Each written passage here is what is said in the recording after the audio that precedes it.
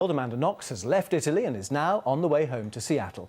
Let's cross live to Perugia and to our correspondent there, Louisa Baldini. Louisa. Tim, yesterday evening, after those dramatic acquittals, one of Amanda Knox's lawyers told me right here there are no winners.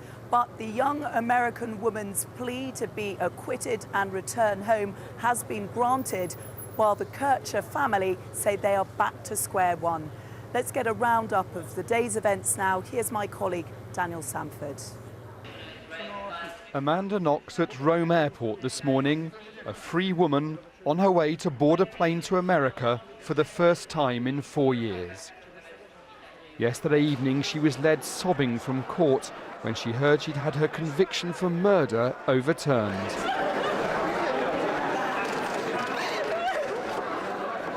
But for the family of the victim, British language student Meredith Kircher, the court decision has caused nothing but anguish. That was the decision yesterday. That's the one that we need to accept and respect for now. Until the truth comes out, we can't forgive anyone because no one's even admitted to it. And what happened to my daughter Meredith is every parent's nightmare of something so terrible happening when basically she was in the safest place, her bedroom, and a student, who's studying at the Italian university. So, nobody's untouched by this. One other person has been convicted of killing Meredith Kircher, Rudy Guerra, but he was found guilty on the basis that others were also involved. There is, of course, the third defendant, Rudy Guerra, who is convicted, has been appealed and has been upheld. And at the time, I understand the courts agreed that he wasn't acting alone. Of course, if the two who were released yesterday were not the guilty party, then we are now obviously left wondering who is the other person or people. And really, for us, it feels very much almost like back to square one, and the search goes on really to find out what truly happened.